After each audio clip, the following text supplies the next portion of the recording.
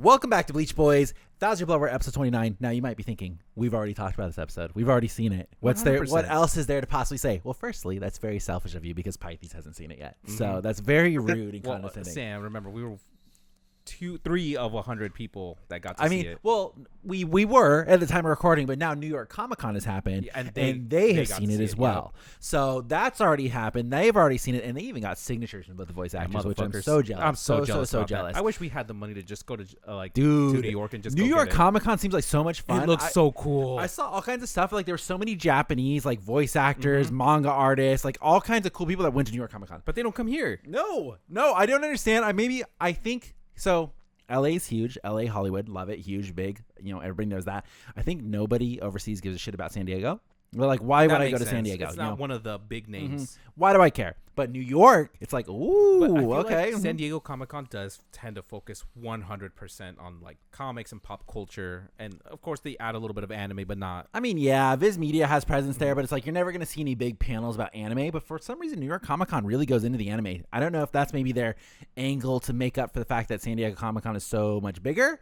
I don't know if that's their game plan, but I'm jealous. I know. I would love to go to 1 New York and then 2 Comic Con there. You could do both in one trip. You go to New York for the first time and go to Comic Con during the same time. That'd be good. That'd be so fun. You'd have to do at least a week long trip because I think it's still 4 to 5 days is what you would do for the convention. It's Thursday, so Friday, you would still have to give up all those days, and then you'd have to have enough time to still see New York. I just need like a day or two, you know, do the super touristy things and then out. All right, Bleach Thousand-Year Blood War 29. We got so much new Ukitake scenes. We got Aizen returning. We have Chad doing something, Ganju doing something, and Yoruichi's there also doing something. Orihime? Well, she tried. She attempted. Well, really, they all attempted to really do something, and none of them were incredibly successful. Pythes, what did you think of the episode as your first time? It was really good. I was shocked by the inclusion of the most powerful character in the Bleach verse, Boxing Granny. Yep. Just watched the episode today live with all of you guys. If you want to check that out, every Saturday, twitch.tv/WeebsGuild. We watch the episode live. I was watching it, I was like, bit weird. I feel like that scene with the granny and the guy walking through whatever, I forget what the name of the district was. It just felt like that was kind of a weird scene. Like it didn't really have much relevance aside from like, look how strong Ukitake is as a kid, And then I was watching, I was like, bit weird that they show the granny and then they give the granny a name. She's not just like a nameless character. Like she has a full-on name. I'm like, okay. And she's known in the district for being a little... Yeah, like is she going to come back later? Do I need to learn this person's name? Like that just seems a bit out of the blue. Well, Jose, you say nah, but just you wait. That granny, so powerful, so strong at such an old age. She said don't underestimate her. She's going to come back in the Hell Arc. She's going to have some long-lost relative related to the Hell Arc. She's escaped it, actually. Maybe she was an escaped convict of the Hell Arc. She's a direct descendant of the Soul King. There we go. She's old enough that she's been high. I wrote the lore as soon as I read her name. I paused it, wrote it. She's the person that trained Aizen. Okay. No way. There we go. Perfect. Okay. That's it. Yep. I do have a question though, and I feel like this is maybe falls into the realm of who cares, don't think about it. How does aging in the Soul Society work? Well, because we talked about Ginrei, right? Yeah, that's the kind of what I think it is. Because you see in this episode, right, we see Ukitake, apparently 3 years old, by the way, which he doesn't look like any 3-year-old kid that I've ever seen. Dude. Yeah, so he's 3-year-olds foaming at the mouth. And then we watch him go through all of it, but he grows into an adult and enters the Soul Reaper Academy, and then we see a young version of Sasakibe, which, love him. We see a young version of Yama, still Thousand-Year Blood War version. Normal version of Retsu and Hana. She already has the braided hair in the front. Identical to what we see now. And then they continue to age. So all of them do. Unohana, magical miracle potion, she's still looking queen, good. Dude. She's a queen. But how many years in between are we talking here? Are we watching hundreds of years go by? At least 100, because Turn Back the Pendulum is when Shunsui and Ukitake are already captains. Damn. So we're going back. So there's really, I don't know, like... Has it ever been explained before in any Bleach continuity? Like when you're a kid in the Soul Society, do you just rapidly age up to adult and then slow down? Damn, it never worked for Toshiro. Yeah, there's always one exception. Jose. That's what they say. He got glitched in the system and stuck as a kid.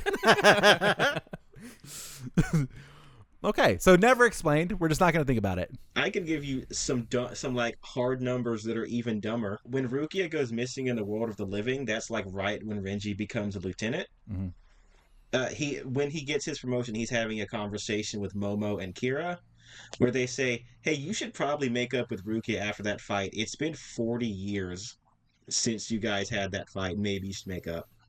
Jeez. Jesus. That fight back in the Soul Reaper Academy where they looked identical except for their outfits and Renji's eyebrows. It's just so hard to calculate anything that's. I guess I really do believe, and hopefully it doesn't come up in a club outside question, heaven forbid. I assume that just falls into the realm of please do not think about it. It happens. Yeah. Don't worry about it. The answer, my official canon answer is don't worry about it. There we go. Just enjoy it. Yeah, don't think about it. It happens. We're all good. What else did we get this episode? So we got so much Ukitake backstory, which we talked about a lot last. Well, we didn't really go too much into diving into exactly the events or what we think about it as much as we did is just talking about the events that happened. We get to see Ukitake's siblings, which I thought was very, very cool. I was watching the episode live once again, and the moment it showed Ukitake's siblings, someone was like, "Why is Ukitake the only one with white hair?" I was like, "Dude, did you not just watch the episode? Did you not just watch the episode that's happened?"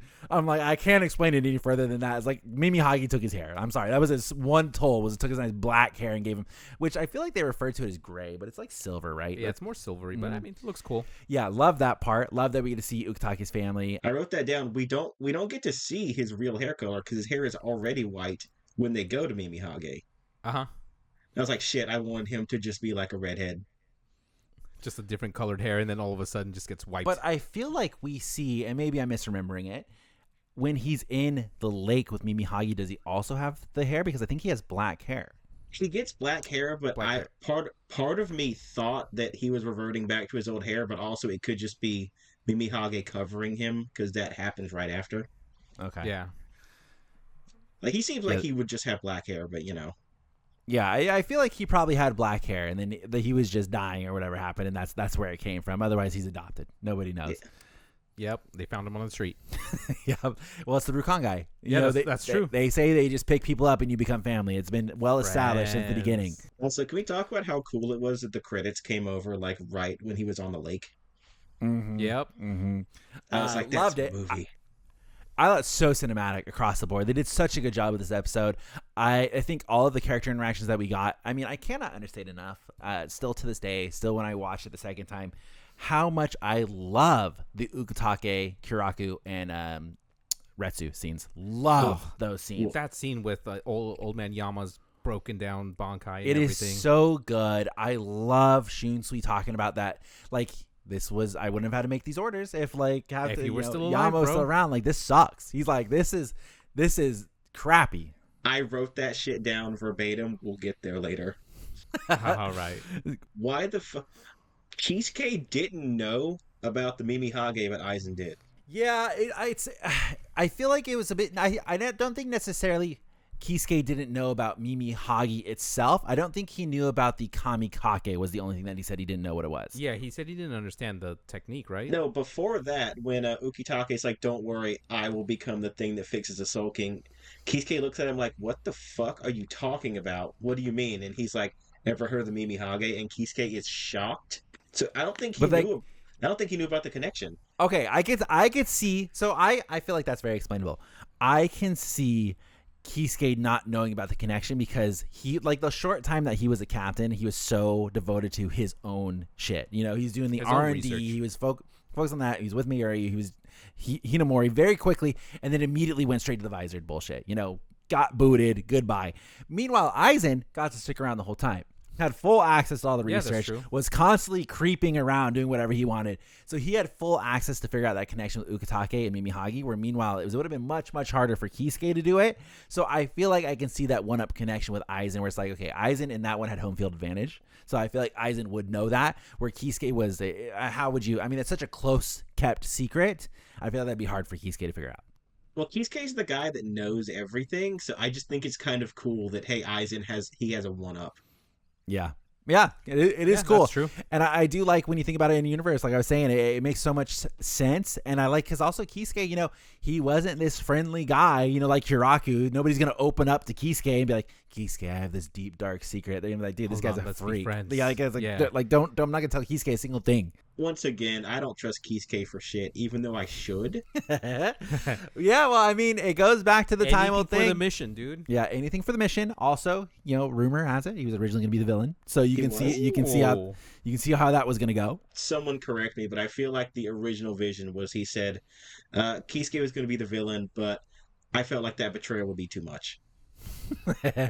It would be pretty brutal. It would be a brutal betrayal. Because could you imagine all these characters that are already pulling around him right now, and if he was the villain, he could just kill them all. Well, how exhausted would you be? Like, if we still go through the same exact storyline, right? Like, we go through Soul Society Rescue arc, it's revealed Aizen was behind all of it. Then we go through all of the Aizen arc, and then at the very end, it's revealed Kisuke was behind all of it. How exhausted would you be? I'd be like, son of a bitch. It's just like, dude, I Fool can't me do once. this again. I can't do it. I'd be like, just put me out of my misery, Kubo. Thank you. Well, I don't think they do the Aizen reveal. I think the reveal would be that Aizen was a good guy all along, and Kisuke killed him, and Kisuke would be the guy in the chamber that Momo finds. Yeah, boring. Let's double down. Let's double down on the twist. Yeah, the Aizen twist is so much better. Yeah, it works. Kubo It works chose so much correctly. better too. I mean, Sam's fiance legit thought Aizen was dead. Like, if we take Yeah. it back to that, she was Yeah. legit upset that he was dead. She drank the juice big time. Yeah, she big, did. big time, and she was so into like Aizen's so cute. Like Yeah, he's she's just like, this he's nice so little sweet. captain. He Yeah, sent Momo home. Oh, he knew something was gonna happen. yeah, hilarious. So, yeah. You're just laughing at her.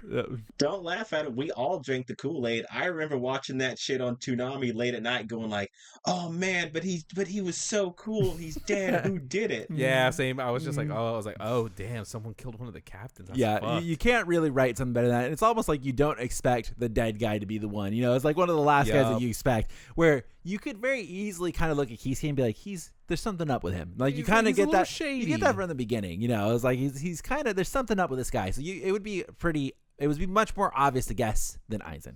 Why were Ukitake and Shunsui training with two swords? Yeah, so I talked about this actually when I watched it today. It doesn't make any sense that they are training with two swords because obviously we know they eventually both end up with two swords, so it makes sense. Like, That's they're something they training wouldn't with have two known swords that early on, Well, right? also you recall, and I think this gets revealed if it wasn't already revealed, that nobody truly has two swords in Soul Society. Yeah. It's just not a thing. Ichigo is the anomaly for the fact that he has two swords. Everybody else is explained. Spoiler for the anime. I know some people are still not wanting to know this. Obviously, Kiraku's one of them is Nanao's blade that he uses to hide, and that's why he has two. And then the argument for Ukitake's is technically they weren't two because they're connected. Yeah, because they're joined by the chain, right? So that is the argument. And same thing with Shuei's, they're joined by a chain. Mm-hmm. So they can be considered one unit. Two separate blades is never really supposed to happen. So it doesn't make any sense that they're training with two blades. It obviously makes sense what we know now. So I thought that was interesting. It's cool that they're training with two blades. Maybe they're just learning. Like Maybe they learn all preparing in they case learn they all need the to. styles. Yeah. I'm sure maybe they learn the same thing, like hitting with two hands on one sword like Kenpachi did. Yeah. The regular style and then this dual wielded style just in case. That was when Old Man Yama was more like hands-on training. Yeah. And was just like, hey, just in case, here's two swords. Well, that's a good point as well. Old Man Yama, we saw he was in his younger form, so he was probably more barbaric back in the day. He was still like, listen, there might be a time where you're going to have to pick up a dead comrade's sword and you need to learn how to use both. Like, you got to go Anakin Skywalker on somebody. You better be ready to do it. Pull them both out. Yep. Those two, they were from the first generation of graduates from the Soul Reaper Academy. They could have just phased out the two weapon training later on. True. But I'm wondering, do you think that Yama and Chojiro and Retsu were let in on each of their secrets? And that's why they were training with two swords? Let's see. Would they have known back then? I would assume that they probably had some inkling. I'm going to dismiss my boy Chojiro. I think this would be upper level sort of secrets.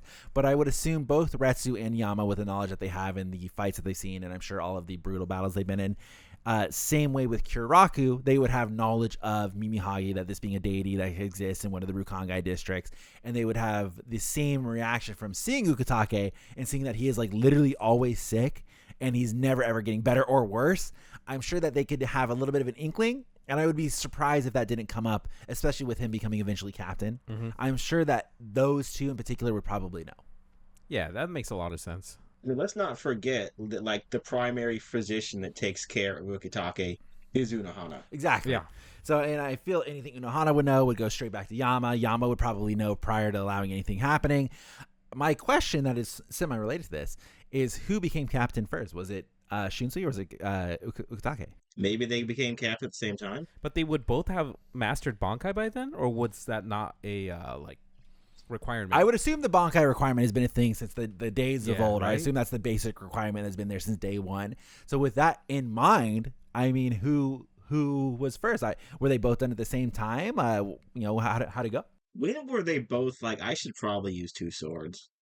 Like themselves. Like Shunsui was planning to use two from the beginning so he could hide an Now sword. Mm-hmm. But was Ukitake just like, I bet I could just swing two? Maybe that's what it was. Maybe that's He's the reason that guy for why looks they cool. were doing it. Let me try it. Well, maybe Kiraku since day one was dual wielding, and he obviously has an in-lore reason for it to be happening.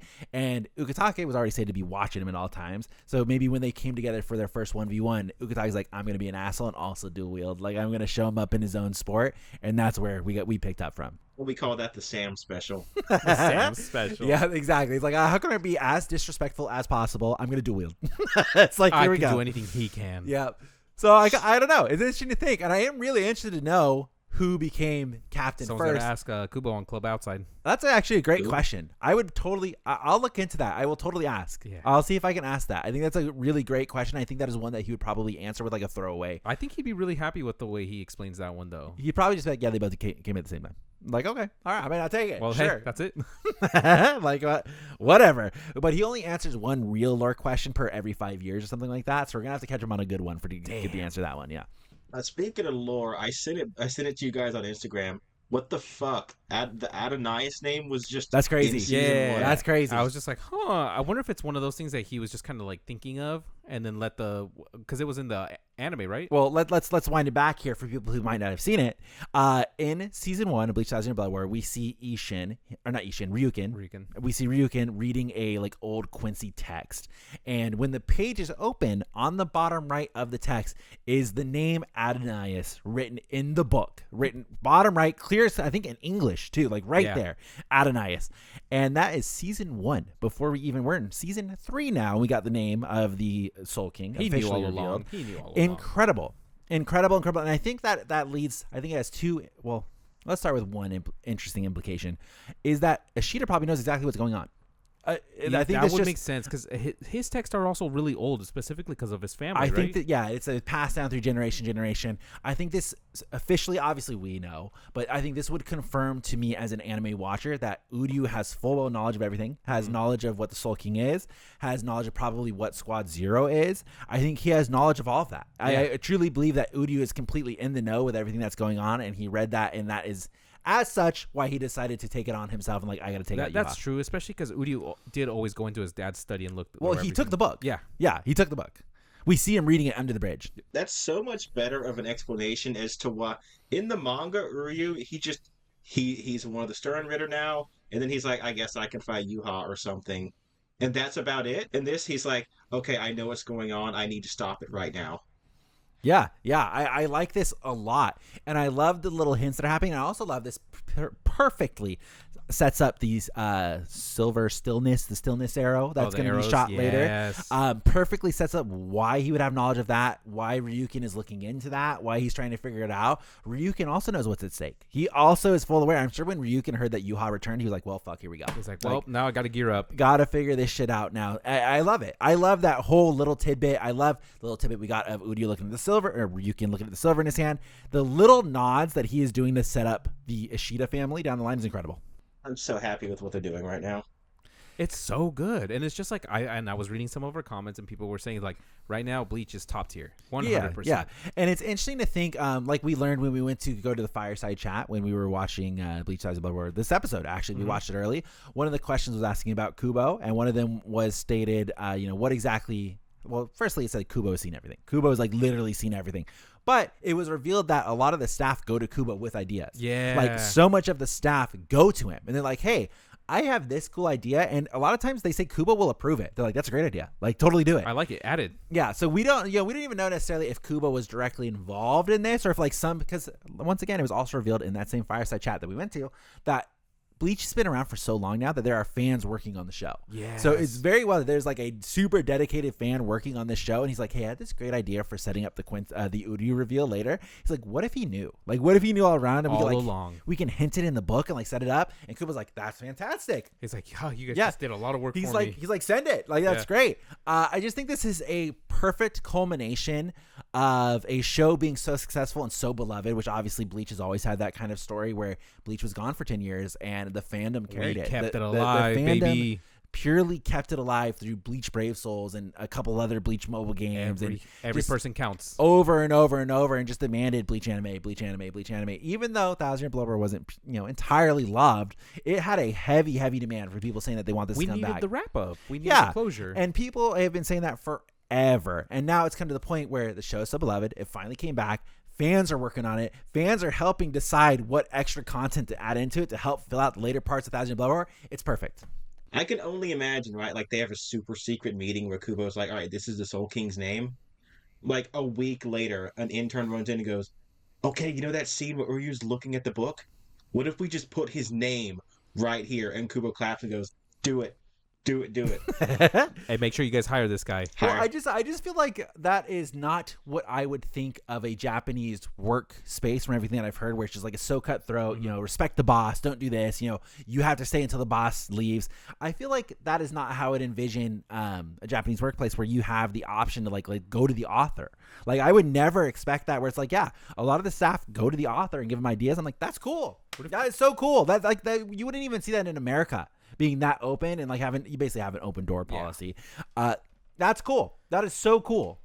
It just like it also kind of like, I don't know, it all of that reminds me a lot of like Kubo just even talking about how his name was in big block letters and right next to Ichigo, and he was just like, honestly, thank you. That's like that's touching to me. Like absolutely love that. Well, I know he didn't despise it or anything, but we all know Kubo was pretty unhappy with the anime, the art style changes, some of the pacing. So I think he's just so happy it's back. He's like, "Oh, I'm down. I will be at this studio 24/7. Hit me up." Yeah.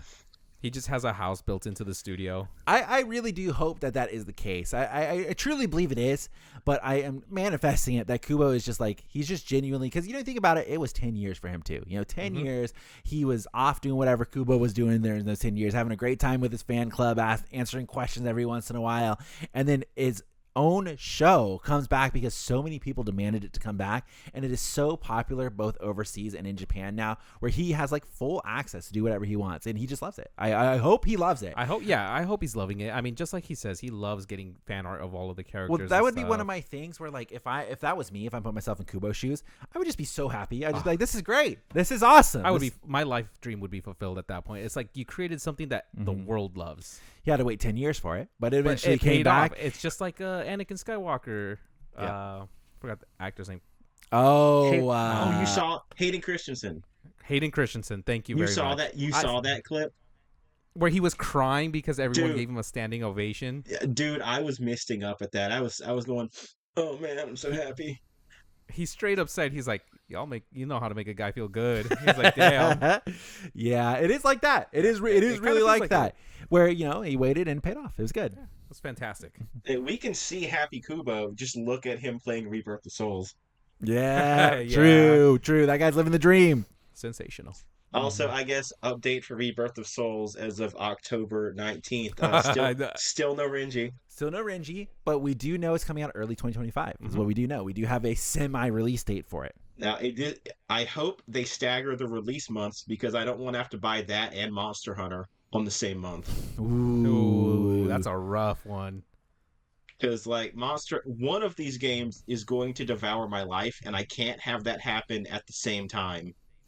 You can't have an internal battle going on. I understand. I get the feeling. It'd be Zangetsu versus Ichigo all over again. All we over just again. Can't live through that. Oh, here's some bullshit. This thing made me angry for no reason. It had no reason to make me angry. When Yoruichi said, "Let's go get him," she called Chad Sato. What, you not allowed to call Chad Sato? No, his name was Chad. She was being respectful, Pythes. Does everyone call him Chad? Everybody calls him Chad. Yoruichi is respectful. Yeah. Okay. She's showing her high nobility. Wait, I think Kisuke calls him Mr. Sato at some point. Yeah, that sounds there about you go. right. There you go. But that is the future Soul King. He is only to be referred to as Chad or Chad Mr. Rayo? Chad. Chad Rayo, I mean- yes. I mean, listen, Chad rushed in. He punched at the Soul King. He saw how dangerous it was that he didn't even use the Almighty.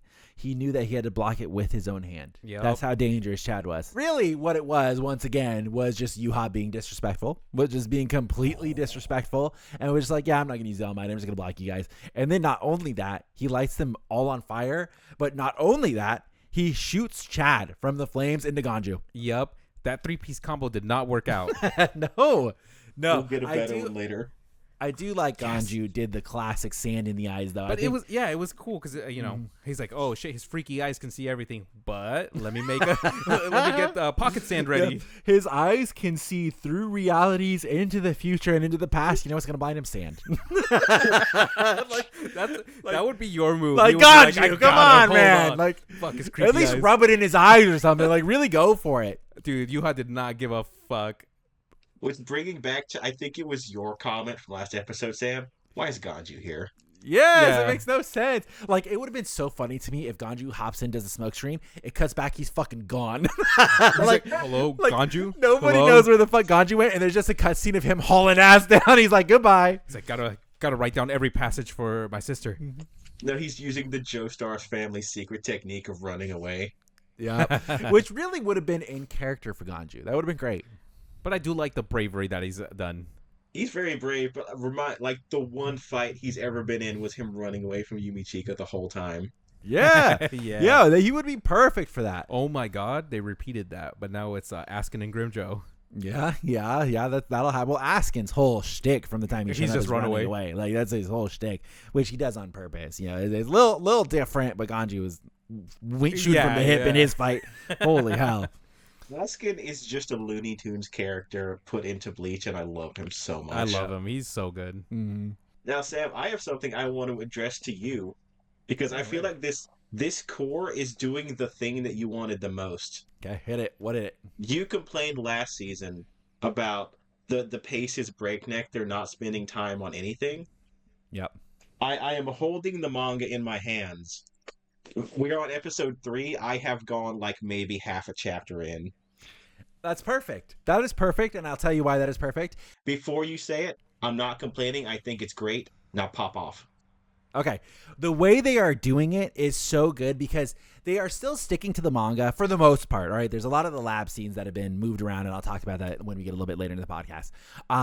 But they are adding more stuff to it. So a lot of the stuff in the anime or in the manga that was so quick, like honestly, the Ichigo versus Yhwach fight when it happens in the manga was one clash. They like clash swords and that's it. That's like all you see, and then it goes straight to the talking and the whole thing where Ichigo cuts the Soul King.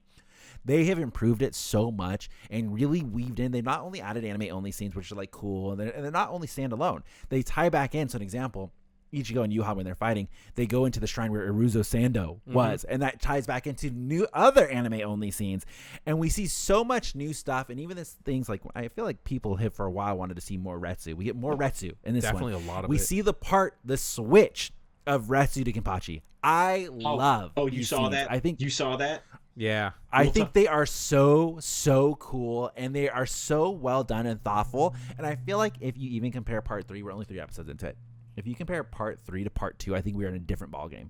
I think like this Puro film change, I don't know if that's what's responsible for it. I don't know if it's the change of the director that's different now, but something is different in this core. And I don't know if maybe it's Kubo being way more involved, but it's so good. It's so good. We've had 3 episodes and I've loved them all. It feels like it has room to breathe. Yeah, 100% does. Yeah. Sam, from last year, your prayers have been answered. I'm happy for you. Yeah, I mean, well, I think, you know, I would like to think that probably got its way back to the studio as well, but we kind of thought this was going to happen, right? When we were talking last time in Core 2, Bleach Boys, we were talking that it feels like they are rushing through this part to get to the end, and we kind of thought this was going to happen. We kind of thought with the way they were going through Core 2, they were going so fast, so fast. Like a lot of people thought the Kenpachi fight should have been 2 episodes. Like that is a thing that was said over and over again. It should have been multiple episodes.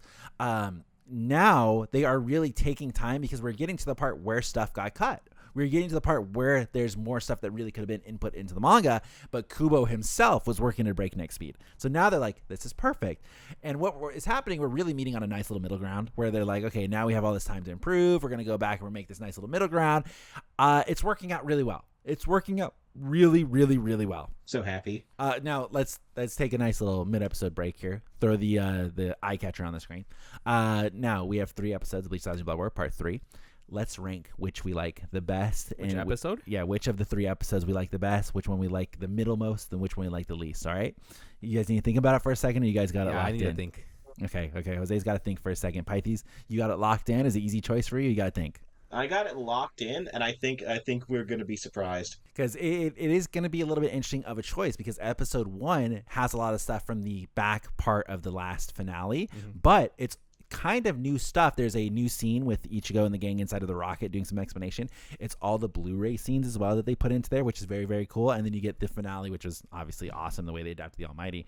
Episode 2, 8 minutes, pure anime only fight content through and through. Ichigo versus Yhwach, Ichigo destroying the Soul King. Ukitake scenes in there as well of him healing Kapachi. Really, really cool stuff that happens in there. And then obviously the episode we just watched, but half Ukitake, basically half Aizen. So what is the best episode of the course so far? I will go first. I'm going to start worst and then work my way up. Okay, do one at a time. So do your worst, and then we'll give our worst, and we'll go around. My worst, shockingly, and I hate it because this is going to make Django happy, is episode 2. Okay, yeah, love it. Yeah. Explain. This is going to be controversial because I have conflicted feelings. I don't find Yhwach to be a particularly compelling villain. And as much as the fights were cool, anytime he talks, I get a little bit bored. Okay. And that he talked a lot in that episode. Okay, now I want to address the point that you said. So you don't find Yhwach particularly compelling. Now, what's interesting is in episode 2, they added stuff to make Yhwach more compelling. And I really like the stuff that they added. And reminder, you guys obviously know it, experts here.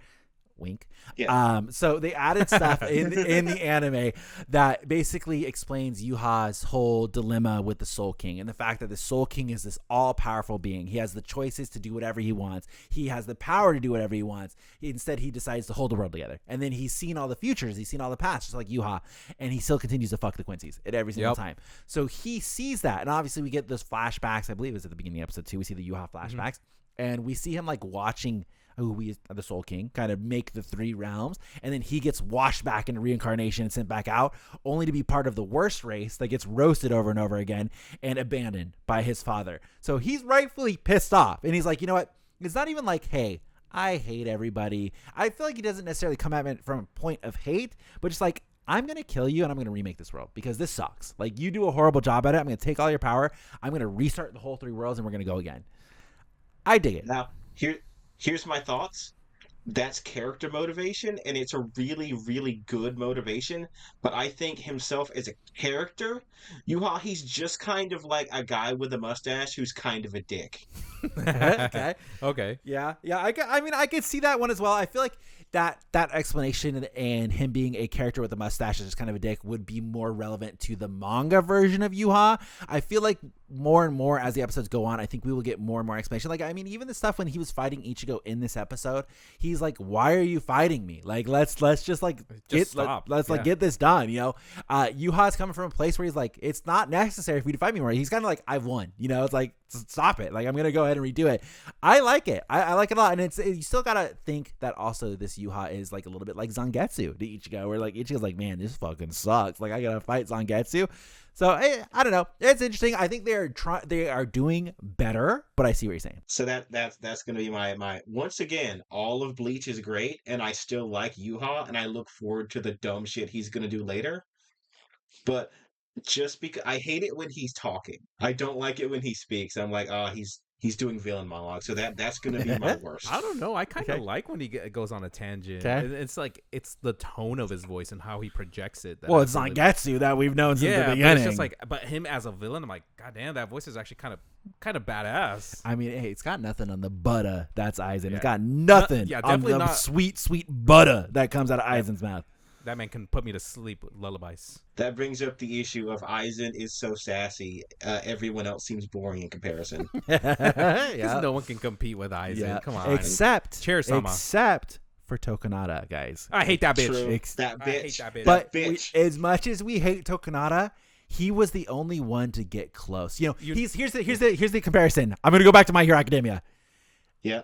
Okay, Aizen is like All Might, and Tokunada is like Endeavor. Okay, he was the only one actively trying, whereas the rest of the villains / heroes were the ones that are like, oh, we'll never catch up to Aizen. We'll never have that. Tokunada was like, I'm gonna get that bitch.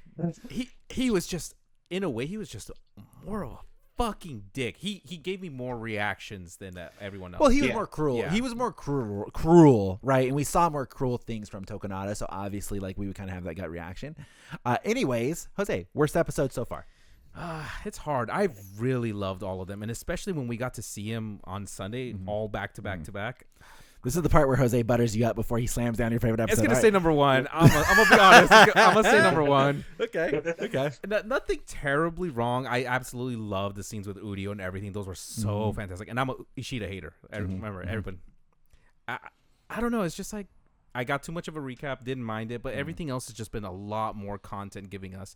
And I'm a fan of a nice fight. So number 2 was fun. Okay. All right. Worst episode for me. Drum roll. Nobody do a drum roll. Jose, do not do a drum roll. It's going to hit on the mic. Okay. Okay. I'm going to go episode 2 as well. I'm going to go episode 2. I just feel like from a perspective, I think episode 1, obviously we only got half of a new episode, like Jose kind of alluded to, which is a little bit of a hate to see it. But if you guys all seen the tweets also where they're talking about how the Almighty was activated on the 9-minute mark, which is also hilarious and I love. So we got the full recap. We got new scenes from the Blu-ray, which I love. They touched up on it. We got those new scenes that I related to in the rocket when the Ichigo and gang are talking. But the way that they handled the Almighty when it was activated, I thought was so cool. I said it when we watched the episode. I loved when they did the stop frame and then they moved it to like a new reality. I thought that was the coolest way that you kind of. Also, don't forget, it's been a while that we talked about it. I am right in the dick on that Udio fight that happens when he's fighting the hollows midair. So good. My God. I love that. That was my favorite part of that episode. I thought that was so fluid, and I really thought that set the tone to me when I watched episode 1. That's like, okay, we're different. This is going to be some shit now. So I can't hate episode 1. Episode 2, although it had really good scenes into it, and we had really cool parts with Ichigo. I loved they were zooming around the Soul Palace and doing all of that. I do think it was a little lackluster at the end. I did like the fights, and I like they were zooming all around. I had problems with the gang, as we talked about, and Ichigo's humiliation, getting slammed through the fucking thing. But incredible episode 2, but I still think it's my least favorite of the ones so far, and that's even with episode 1 being half a recap. Number 2? Do you want to go number 2, or do you want to just go for the number 1? So let's go which one you like, the middle of the road, because I feel like that'll be the most boring. Middle of the road is going to be number 1. I would slam dunk that as well. I'd say number 1 as well. For me, it's number 2. Yeah. Well, yeah, that's the only one you got, dog.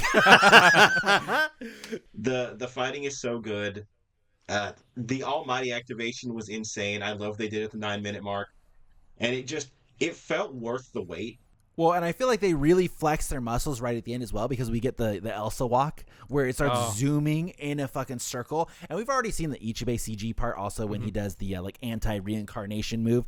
But that also was really well done. Had we not seen it before, that would have been crazy. The Ichibe dance is in that episode as well. Love it. I think there was a lot in episode. That dance can be memed forever. Yeah. I feel like there was so much in episode 1 that is so iconic, and will be obviously like Ichibe getting splatted, which was the only part of the episodes that my fucking fiance remembered was when Ichibe got exploded. She laughed. That's just so funny. All of that was just so good, and I feel like they knew it was episode 1. They knew they had to come back with a bang, and they really flexed their muscles on it. So I really do think that is the second most. But I would, to allude to all of our picks being episode 3 for number 1, I think we have talked about before, and even Jose before the anime even come back, we were talking about our favorite scenes that are coming up. It should be pretty clear that we love the characters. We love the characters. So it shouldn't be a surprise that episode 3 is the one that has the most character interaction in it. We're like, yeah, let's go. It's just something magical about seeing all your favorite characters interact in a room, right? And then especially with what's happening to Ukitake at this point, as Mimihagi is just like not ripping through his body, but just like shooting out of him. And I like that you can kind of also relate like this Ukitake and the Kiraku when they became friends, where like, you know, that classic thing where it's like, oh, this is how quickly boys become friends. And all he did was ask to see some sweets. Yeah. And they were besties for life. They went to get candy together. Besties for life. He's like, oh, most people ask me for girls, but you asked me for candy? Mm-hmm. You must be badass. Love it. And then, of course, we get Return of the Aizen, the Chair-sama, all of that stuff. How could you not love it? It's so good. Did you guys see online that people are freaking out that Aizen was going to look bad before it even came out? That's dumb. That was still frame. It was a still frame. It was a leaked still frame, and people were freaking out that they were going to like disrespect the Aizen scene, that it wasn't going to be good. It was going to be horrible. I had people asking me like, hey, like, is the Aizen scene good? I was like, yeah, like it's fantastic. It's good. I'm like, we talked about the podcast 1-to-1 last podcast. I have 1-to-1 adaptation. There's nothing wrong with that scene. I wrote that down in my fucking notes. I found one thing that was different when Aizen says, "Oh, they'd really those goddamn bastards from 46, they'd really seal it off forever just to keep me out." What a bunch of shitheads! And in the manga, when he says that, it zooms in on his mouth, but in the anime, it zooms in on his eyes. That's it. It's even a side profile.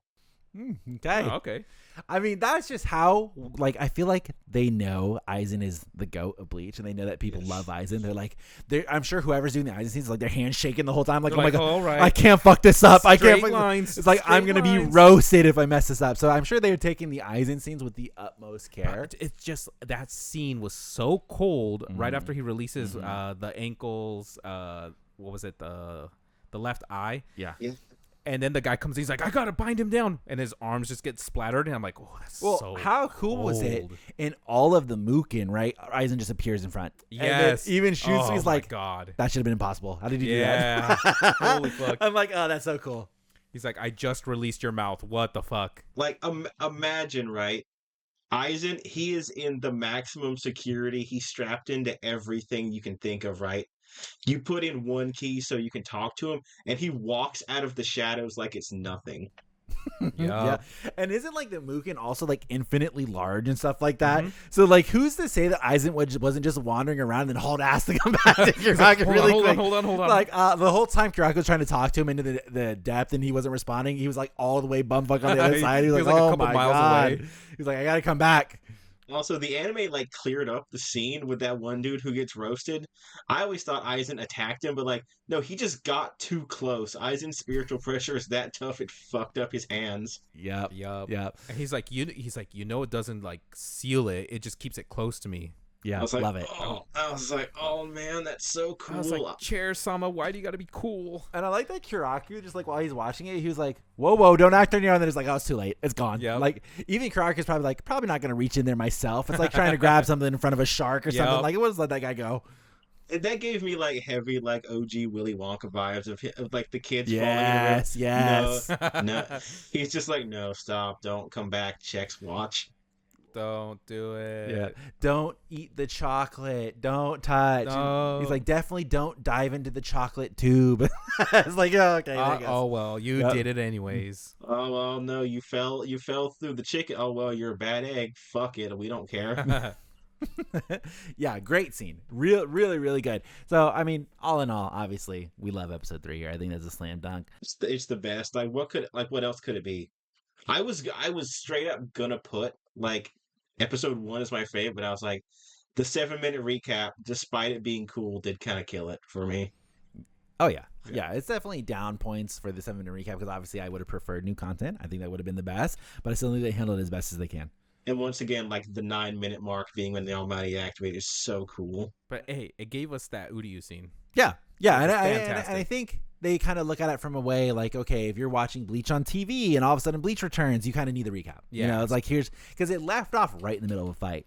Right in the middle. And let's not forget, we are all weird super fans that have been doing a podcast about this. I'm staring at my manga collection right now. Like, for Jim Bob, who's like, yeah, I watched that show once last year, I guess I watched the episode, that he probably needed that recap.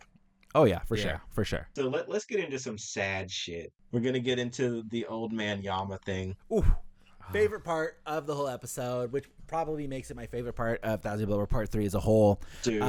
Now, have you seen? I'm gonna cut a little bit ahead to what the same scene, a little bit further ahead. have you seen people talking about the Ukitake and the Retsu exchange as it being a nod to the Hell Arc? I don't believe that's true at all. Okay, thank you, Pythes. Mm-hmm. Thank you. I've seen so many people. I think it's people being excited, and I think it's people wanting that to be the case. And obviously, with what we know now with the Hell, where it's like captain level people don't go into reincarnation, but I think that was a nod. Well, I guess here's the discussion that needs to happen. Well, they don't. No, okay, all right, I answered my question. I'm going to say what I was going to say. Do the captains know that they go to hell after they die? Which they don't, right? We find out they didn't know that. They don't know that until Xylopharo appears and tells them in the Hell Arc. That is like part of the reveal where everybody's like, oh. Shunsui kind of knows, but he's the lore guy. He's always looking shit up. Mm-hmm. And he kind of tells them, but he's like, yeah, I heard a rumor. So would you say that Ukitake and Retsu at this point would know that they're going to hell? I feel like Retsu, due to her crimes, feels like I probably should go to hell. Mm-hmm. But I think this is two old soldiers, old friends, both knowing, but not saying, we're gonna die. I took the scene as that as well, is that it was these two people. Obviously, we know Retsu 100% knew she was gone. Like, she got summoned into Central 46 with Shunsui. She basically got told, like, yeah, I'm going to make him fight Kenpachi. And she knew what her job was. She knew exactly what was going to happen. She has seen Kenpachi since he was a kid. She knew what she had to do. And I think Ukitake, obviously, when he talked to Urahara, or well, it wasn't Urahara, but it was Rukia. And he was like, yeah, I knew this moment was going to come from the day I got saved. I knew I was going to eventually have to do it. And obviously, with everything that's happening with Yhwach, I'm going to have to do it right now. It's going to happen. So he also knew at that time, my time has come. I'm probably going to have to do this for the Soul King. I think that was exactly what it was. I think that's the best way to describe it is what you said, is it's just two old soldiers. They're like, we're going to die. We've had a good time. And then it was kind of like Ukitake's, I'll see you soon. Like in the afterlife, I'll be right behind you. Because it's like, timeline-wise, I don't think Shunsui had that conversation with Retsu yet, but I feel like they all kind of knew it was going to happen. Yeah. And I would, my headcanon, there's no knowledge of this at all, so this is not canon. I'm just going to say this is how I would see it, is that Shunsui probably did not know much about the hell portion of it until after Thousand-Year Blood War, because Thousand-Year Blood War is when a lot of people close to him started dying. So I assume that would be when Shunsui, like Yama and Chojiro and all that stuff, he would start to look into that a little bit further. Obviously, he wouldn't have the time to do it mid Thousand-Year Blood War because he's in war mode. But I think after the fact, in the peaceful times, I think that is when he would start really looking into it and kind of figuring that out. How gnarly would it be? Hell Arc happens. You know, our team invades. You see Chojiro there. And he finally gets to shine. Now, I'm going to assume you mean how gnarly as in how fucking cool would that be? Yeah, like how badass. Yeah, oh my God. Yes, sir. How cool that scene's going to be. Because even when Yama was taking the hit, this is a famous scene, so I'm sure you guys all remember. He was taking the hit from Chojiro's Bankai that had been stolen. Even he's like, I know this isn't the Bankai that you perfected. Yep. So we'd finally see the Bankai that was perfected by Chojiro and see how good it was. I want Chojiro to take out like fucking 5 dudes. I want him to do the reverse of Ichigo when he showed up to save Rukia from the fire chicken. I want that to be Chojiro this time. Oh, you want give him a few lieutenants to knock out. I want him to fight all the lieutenants at the same time and be like, I'll show you the power of a super lieutenant. But he's just beating up Ichigo. Dude. He's doing the exact same way. The same way. He uppercuts him. Well, no, it's the same way, and then he rotates into fight number 2 where he does the Grimjo on Ichigo. When he first came down, just starts mollywopping the fuck out of it. Ichigo's like, I've felt this before, damn it. Instead of the punching, he's doing like rapid thrusts with the rapier. Yes. Back to somber again. Let's not forget that Shunsui is defined by loss of his father and his mother, and then his brother, and then the woman that he loved. Mm-hmm. And now, with the death of Yama and Chojiro, Ukitake and Retsu, he has lost everybody that he's been friends with forever. Now his closest people are like work compatriots and like his niece. I feel like you're right. I think that would be the perfect time for him to be like, I heard a rumor about this hell thing, this burial. Let's look into that a little bit. Yeah, and I feel like someone would probably tell him like, hey, have you done the burial rites for Ukitake? And he's like, huh? Hello? And he's like, yeah, the burial rites. You got to do them for everything. And he's like, okay. Shunsui wouldn't just blindly go like, let me do this. He would then look into it and see what's going on. But once again, I swear, the big part of the Hell Arc was Xylopharo being like, you guys didn't know you were sending your people to hell? Like, that was the big reveal. Well, I feel like, captains have died before. Like, Ginrei died. All the other previous Kenpachis have died. So, like, I'm sure he has attended captain funerals. But I assume at this point he's like, I gotta do a bunch of these at once for all my friends. I should look into this. Yeah, and I think now he's more in the position of power, where before, like someone like Yama, for example, would be like, this is tradition. This is what Ichibe has always told us that we have to do, so I'm just going to do it. Where someone like Shunsui would be like, okay, let me go ahead and pull up the text. Let me see what's happening here. What happens when I do this? What is the wording here? He would look into it and figure it out. I mean, at this point, if we take Can't Fear Your Own World, which once again is now dubiously canon, he has now seen what the fuck is up with the Soul King.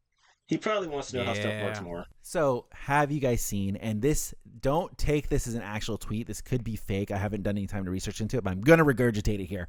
The Can't Fear Your Own World author put out a tweet today, and he said that it had been confirmed to him that when Yhwach did his thing and he shook the 3 realms, Hell was not affected. I can't see Hell being affected because it's so crazy.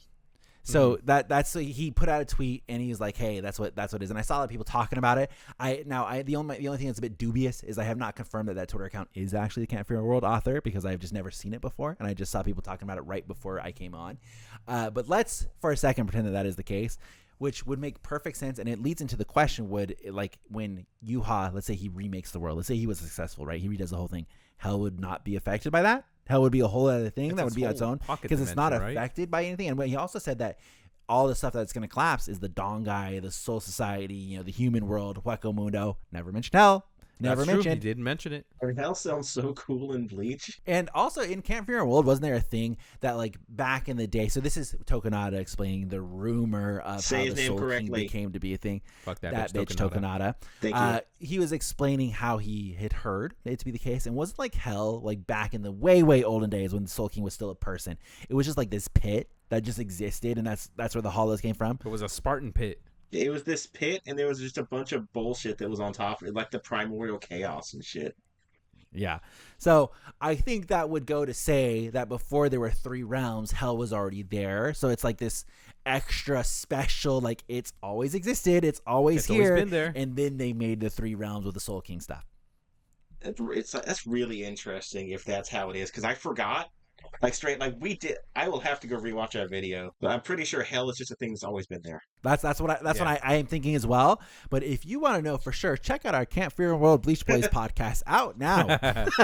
Damn. Yeah, I'm getting kind of good. Nice plug. I'm getting kind of good at this. And also subscribe to our shitty Patreon. Correct, at patreon.com/weebsguild. Hey, Jose, did you know that you could get 15 extra minutes of Bleach Boys off of every podcast exclusively on the Patreon? No way. What do I have to do? All you have to do is go to patreon.com/weebsguild. You're going to see 3 tiers there. You can choose to become a Weebs Guild recruit. You can choose to become a Weebs Guild member or a Weebs Guild captain, which would mean you go to hell when you die. So be careful with that one. Hey, the captain's meeting.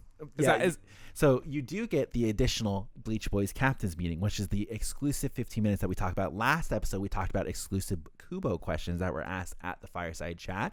This episode, who knows what we're going to talk about? It could be anything, but it's coming every single week. And also, if you are tier 1, which is the Weebs Guild recruit, you get the Bleach Boys podcast the moment I'm done editing it. Before anybody else, you get to enjoy the episode. You also get exclusive polls, behind the scene content, and you get unedited, uncensored live reacts every single week as well, where you can watch the full episode with me every week. There's good stuff on there, boys. Check it out. And of course, we thank you guys for your support as always. I don't know what his reacts are like because he won't send them to me. Did you mention the Discord? And if you join the Patreon, thank you, Jose, you get exclusive. There's an exclusive Discord Patreon only channel there. We talk about all things Patreon. Jose, Pythes, and I, that's probably the only channel that all 3 of us are active in at the same time. So that's exclusive in itself that you get to talk to Jose. That's a whole tier. You could talk to Jose in Discord. He's never in there. So join now. You get exclusive access to the guy with sunglasses. We were talking the Shunsui, the Ukitake, and the Retsu scenes. I nailed it that time. Now, we saw the ones where they're in Squad 1 barracks and they're looking at Yama's poor broken sword, which, hate to see it. Really sad. I love when Kyoraku goes, "Hey guys, can you guys give me a minute?" Love it. Love it. It's almost like I need to compose myself real quick and just, I think in that moment, Kyoraku was kind of sensing the weight of the world, and he was like, "This is brutal." And like we talked about, I think Hiraku also knew that both of his friends were going to die. Yeah. I think he knew that moment was coming, and he was like, I need my teacher's dead. You guys are gone, which we also see that he also kind of trained with Sasakibe. Sasakibe was very relevant, and when they were young, he's like, Sasakibe's gone. He's like, all of the old guard is about to be gone, and he's like, I feel like he's like, this sucks. Like, I don't want to be. He's the remaining. Well, there's always a lot of people, and this is true to real life as well. A lot of people say that you don't want to be the last of your friends alive. That sucks. True. Like, you don't want to be the last one alive, and I think that's what Kiraku's feeling right now. Like, remember, not only are his friends going to die, but he's the one that has to give the order. Yep. He has to say, Unohana, you're cool, been a great mentor. Go get killed by Kenpachi. Yeah. Please. We need you to unlock his special ability. Your death is more valuable than your life. And that's fucked. So I wrote down that shit verbatim. Old man Yama sure picked a hell of a time to die on us. I never knew giving out orders as head captain felt this horrible. If old man Yama were still alive, I'd never have to find out. Do you think in that moment he gave those orders right then and there? No, I think he maybe had a conversation later. Because after that, he's like, give me a minute. Jose could be right. Honestly, I could see the timeline being where Kiraku had his meeting with Central 46 with Retsu already. And then no, that can't be, because by the time that we see Unohana in the Central 46 thing, she's already full Kenpachi mode. She's like in full murder mode, which is the first time that we see her swap over to that. So I would assume this is the first. I like to imagine this scene was like right after that second invasion. I guess it'll be the first invasion. Mm-hmm. And they're taking that 1 minute to mourn, and they're like, all right, we got to get shit done. Yeah, kind of like in a shonen when like the character slaps his face and he's like, all right, game mode again. Like, I think that's exactly what it was. Yeah. Then we get the scene where Retsu stops being Retsu and becomes Yachiru. Love it. Love it. So cold, dude. I think it's one of those scenes. They only really say one line to each other, but I think it's one of those scenes where less is more, and the expressions that you see, where like even Ukitake goes serious mode. He's like, "I'll see you soon," and then we see the swap in Retsu's eyes. When I was watching it, when that scene starts, she still has her regular eyes. Like it's like, oh, like she's talking, and then the moment you see her with Ukitake, it is full on Kenpachi mode. Yeah, but she switched so quickly. Mm-hmm. I had to rewind to just jump. I was checking, like, she's normal. Retsu's dead. We're back to Yachiru. That scene was so short, but it was so good. It added so much to it. What do you call it? It's poignant. It was poignant. Yeah, that's what it was. It delivered a lot, despite it being. Was that whole scene put together even 30 seconds long?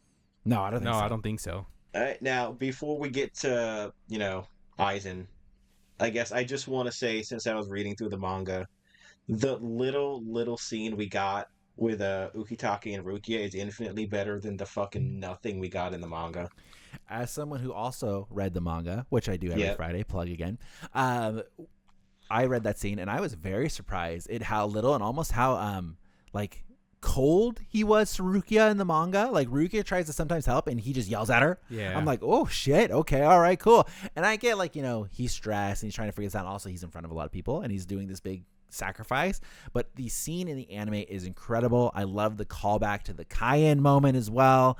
I love what they did there, and it looks like, when I rewatched it the second time and I saw Ukitake get developed by the hand, he looks fucked up. Like, Ukitake, dude, like, he's bent over backwards. It looks brutal. He's being possessed. Yeah, I mean, it looks like it could be from the fucking Exorcist. I mean, even when it shot out of his like orifices and his on his face, I was just like, damn, dude. Yeah, it looked so painful, and I was like, so for the longest time, when I read that in the manga, I thought that he died right then and there. But according to Soifo, like, he's still alive, and that's how long that they have for the Mimihage to hold shit together. So the way that I took it, which I think is very morbid, where Ukitake is gone, like, he gave up all of his organs, like, he is dying, like, basically he is on life support. Like, it's like you take him to the hospital and his organs are failing, actively failing, but he still has that brief moment where, like, he's still functioning for now, but eventually it's just gonna stop. Like, his organs are just donezo. Yeah, so, like, I thought at this point that he was dead and Mimihage was just shooting out of his body.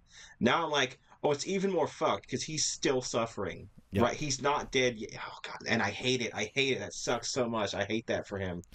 Yeah. But, I mean, they did a great job of setting this up. And I think they could have potentially have been, I think, more direct with, like, hey, because they still set it up. Like, look behind us if you guys are watching the video podcast. This is the death painting for Ukitake that we have up. Kubo sends one out for everybody that dies. Very fashionably. They could have really nailed down, I think, a bit more in the anime, like, hey, this is it for Ukitake. You know, they kind of left it a little bit ambiguous, I feel. Now, obviously, Soifan mentions the thing, like, how long do we have? Because Ukitake is not going to last long. But Ukitake going, I'll tell you later, and then talking about he's going to go hold, the Soul King, and he kind of knew this was going to happen. There is a small portion of people that I think could take that as Ukitake is going to be okay. Ukitake could survive that. I think there should have been, like, hey, like, idiot, like, he's dead, like maybe Rukia should have ran towards him, and like the two other third seat people should have stopped him, but like, no, like, he's gone. Like, it's like he as a body is still alive, but Ukitake is gone. Yeah. Well, remember, we have a bunch of more people that still have to come to the lab, so there's always time for that. True. We could get reactions of people saying, what the fuck? I mean, how do you explain that now? You just really walk in and you're like, yo, what the fuck? Yeah, also, did you see the part, Pythes, where all of a sudden Byakuya is now in the lab? Yeah, I saw it, and I was like, oh, man. I was like, we found him. He flash stepped in. It's like a game of goddamn Where's Waldo with Byakuya, this guy. He just flash stepped in. He's like, oh, well. Well, also, Yumi Chika's there. Which also he didn't get introduction. He's right next to Byakuya. Where were they? What were they doing? They're having tea and they were hanging out with the Schutzstaffel because they're still not here. Yeah, they're still hanging out. Which we'll talk about this. We know that they are going to show up next episode, but we'll talk about that when we get to it. Let's not skip Aizen. That's really fucking funny. Well, we mostly said what we wanted to say about Aizen. I guess I can add is the music that played while Aizen was talking was creepy as shit. Okay, yeah, so this really was something that I got asked a lot. Right after I posted that we went to go see it, I don't know who else. I think there may have been somebody else there that mentioned the music when Aizen was talking is different and was not treachery. And so I got asked a lot. It was like, was the music for Aizen different? Was it different? And I couldn't remember. I could not remember the first time that we saw it. That was not something I was paying attention to. Also, it wasn't exactly very loud when we were watching it, which I love. I have sensitive ears. But it's not like I had surround sound headphones on. We were watching it in an auditorium. So whatever. It wasn't something that I was paying attention to. So when I watched it this time, I really did, and I cranked it so I could hear it. It was like some techno music that was playing while Aizen was talking. It was very, very different. To it, though. I was just like, damn, this fits the scene just right now. Now, I hope and I plead that is not the music that's going to be played every time Aizen appears. I don't think it's going to be. I love treachery. I hope that is what happens, and I know Pythes, you're in that camp as well. I like such a good song though. I like the vibe for the Mukin and this exchange, and obviously it's a very like back and forth, so it's a little bit technically like you don't know what's gonna happen. Thought it was cool there. Thought it was awesome, but please don't ruin Aizen later. I want treachery. I don't want another Ichigo moment where we get the wrong version of number one playing. Please. Okay, now let me sell you. Okay, this is the song that shows up when Aizen appears, and treachery is what plays when he fights. Okay, done. Love it. Yeah, 100%. I'm okay with that. Treachery is like when you search it, it's Aizen's theme. That's what comes up. Aizen's theme. And it's not like it was somebody else's theme and Aizen took it. This has been Aizen's theme forever. All right. It's not like it. Other characters have used it. I think Noitori uses it. It happens a couple times for the Espada, but like this is the Aizen song. Yes, and like that's what that's all I was saying is that when you search it, it comes up as Aizen's theme. Like just like number one is Ichigo's theme. That's what comes up. Do you want it to play when he brings the Soul Palace down?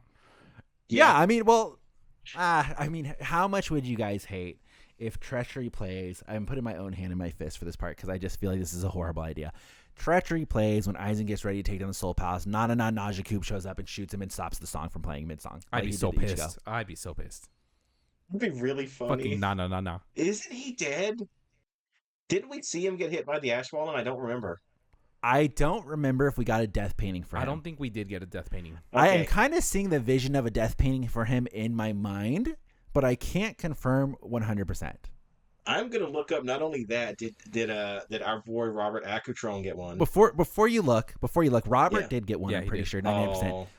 Before you look, I have it in my mind's eye that Najakub does show up in the manga and shoots Aizen to control his Reiatsu. Oh, he absolutely does. Like he's in the manga 100%. I can skip ahead in the manga and find him right now. Okay, pull up Kubo's death paintings and see if you see Nanana. Any Nanana? Do we find any Nanana death paintings? I have found none, so I guess he's alive. Unfortunately, there you go. I can't wait to not give a fuck about him. So we would all hate that scene if it happened. Oh, it's gonna happen, Sam. I guarantee it's gonna happen. You know what makes me feel better? I am staring at the picture of him getting shot by Basby right now. That's the one I just looked at too. Yeah, that's literally what Jose just showed me. I mean, I don't have much else to say for Aizen stuff. I do want to say I loved the poem at the end. Ichigo and Uryu both saying it. Yes. Incredible. And I love the visual of it swap from red to blue. Ooh.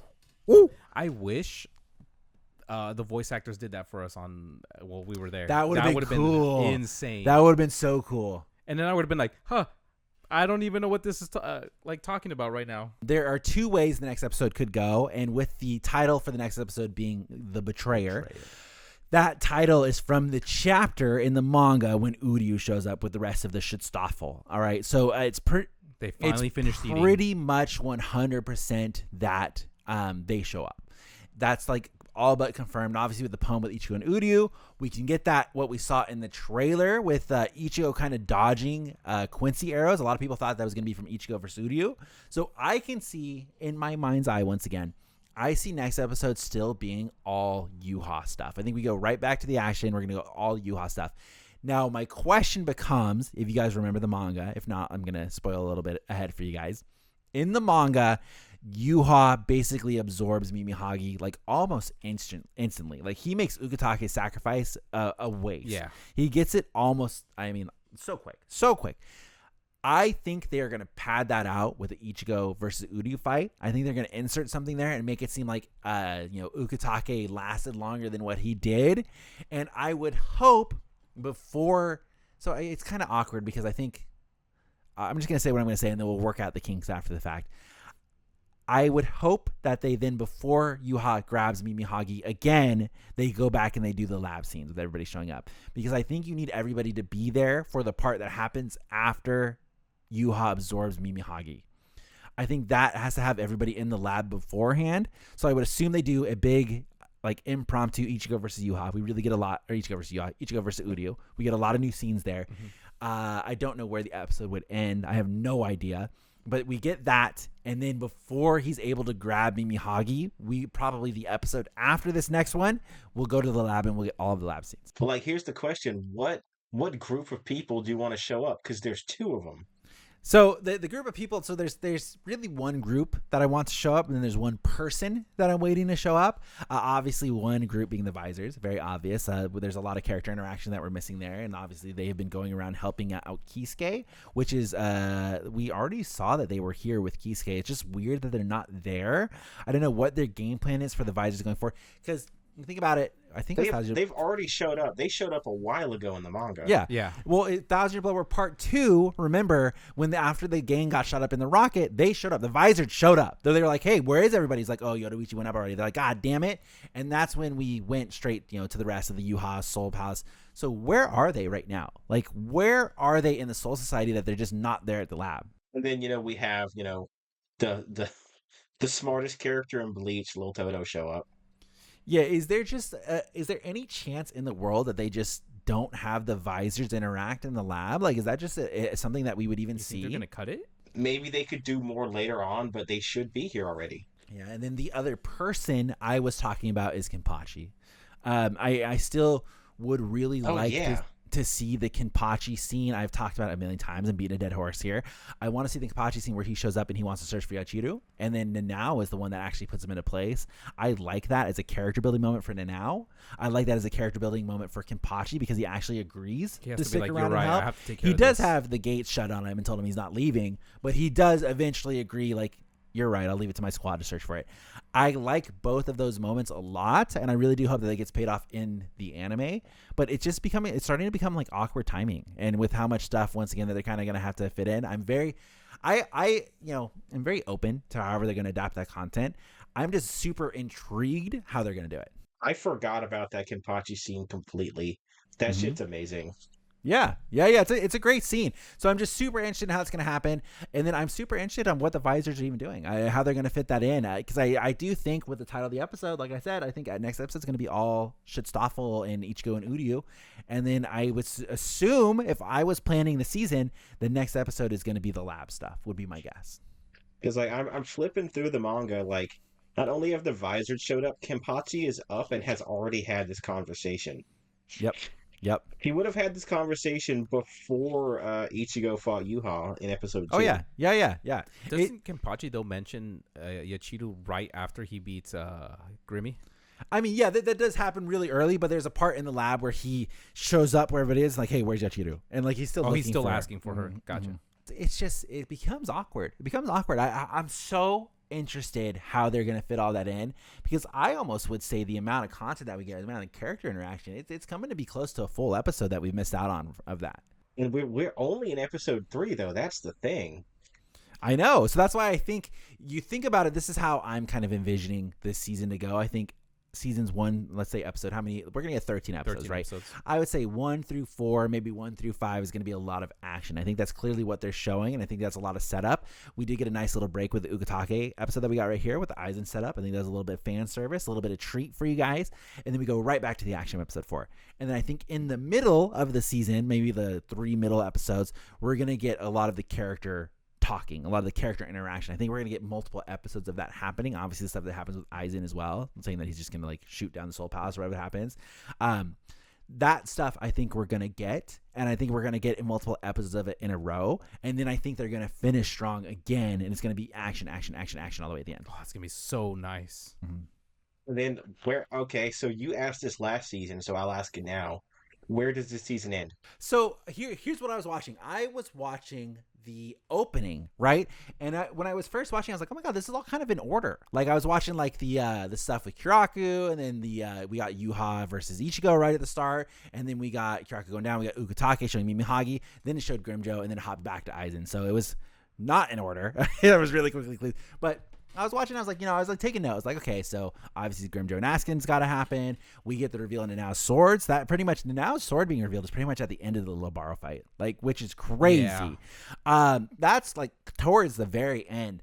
So that's going to take multiple episodes. Now, the key art that they showed for the premiere was Bazby and Yhwach. So we still have to get Bazby versus Yhwach, which is also crazy because there's a huge backstory that happens in that fight. Fit that in. I know. You're right. We really are running out of time. There's a huge backstory there, and it's like I love the anime only content that we're getting, but oh my god, like I'm shocked at how much stuff that they have shown in the intro that we're somehow going to get later down the line. We still got to get Mayuri. It's going to be packed. Holy shit! It's going to be really, really packed.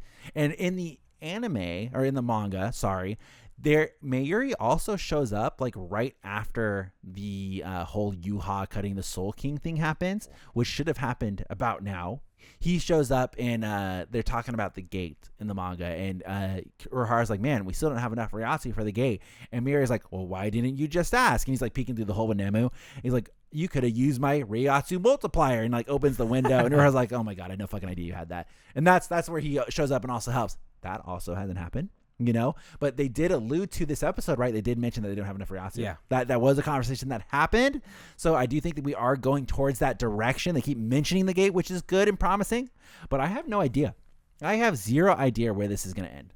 Maybe we'll be getting a bit more action, and then like the gate is going to be like a way bigger deal. I think it's going to be. I think it's going to be a big deal. It's going to be a big concentrated effort. I mean, that's also something that you see in the opening. Again, everybody holding those orbs. And it's like everybody's holding there. Kenpachi's there holding the orb. Everybody's holding the orb. So I do think it's going to be a much bigger deal. And I think we're going to get at least, my call is 2 episodes of like pure character interaction that's going to happen right there. Okay, I could see that, definitely. So we're definitely not going to get the Gerard fight at all. No, that's got to be season 4. Yeah, that's got to be right at the end, right? Some people are asking me, and maybe this is a question that I will ask you, Pythes.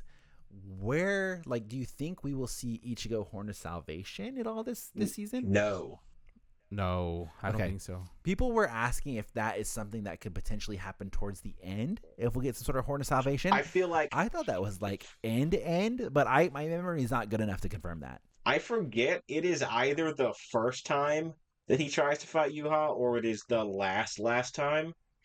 But I think we'll probably get that beginning of season 4. And then we'll get it for real at the end. Okay. Yeah, I wasn't familiar enough with the content in the manga that far, and I was like, I have no idea.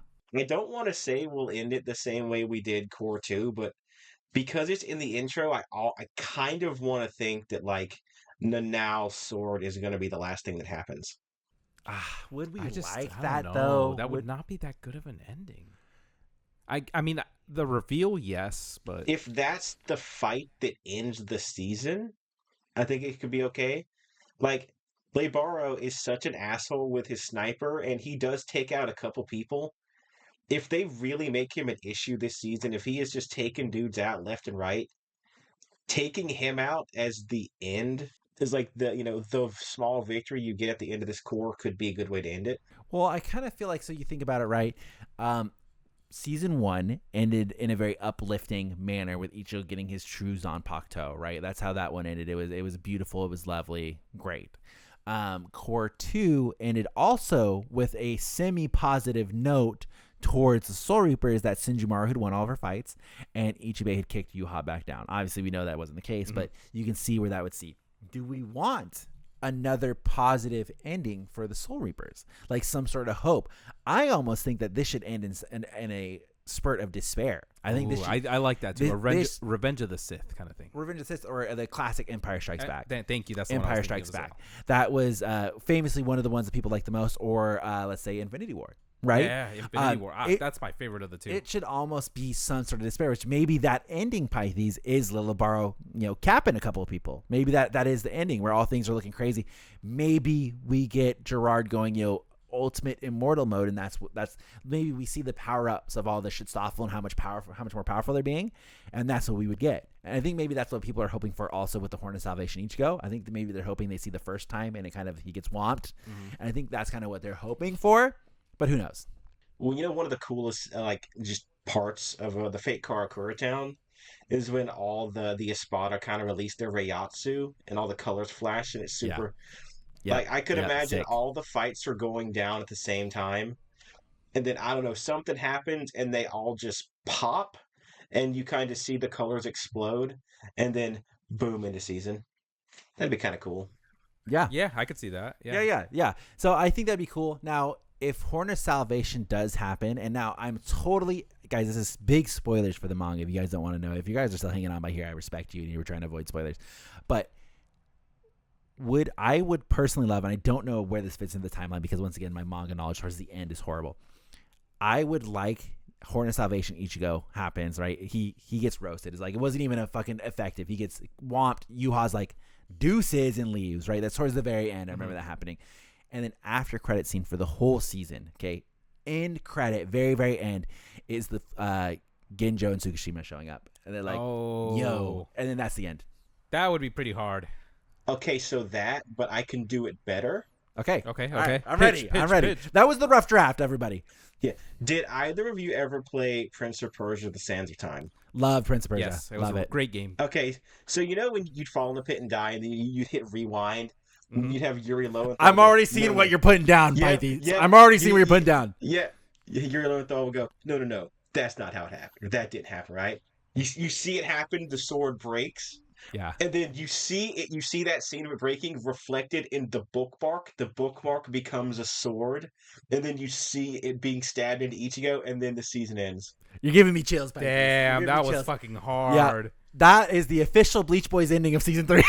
And the ending of this episode. Holy fuck. That is it. That is incredible. We have a couple more things to talk about this episode, but boys, that's going to go exclusively to the Patreon. If you guys want to check out the exclusive 15 minutes, it's called the Bleach Boys Captain's Meeting, patreon.com/weavsguild. Of course, if you guys can't afford it, you can't put it down, I totally get it. But with that is the end of the Bleach Boys podcast. I hope you guys enjoyed it. Now, I am interested to know if you guys watched the whole episode. This is your first time viewing. Please let us know in the comments down below what was your favorite part of the episode 1 and what was your favorite episode of Bleach Thousand-Year Blood War Part 3 so far. Please let us know in the comments down below. I'll be in there reading them. I want to know what each of your answers are because I think there's 3 good episodes that each have 3 different answers that you could go for. With that, guys, please make sure to leave a like and subscribe, and we will see you guys next time on Bleach Boys. Goodbye, everybody. As always, thank you so much to our Weebs Guild Captain members, PV. Thank you for your support, and we will see you guys in the next Bleach Boys.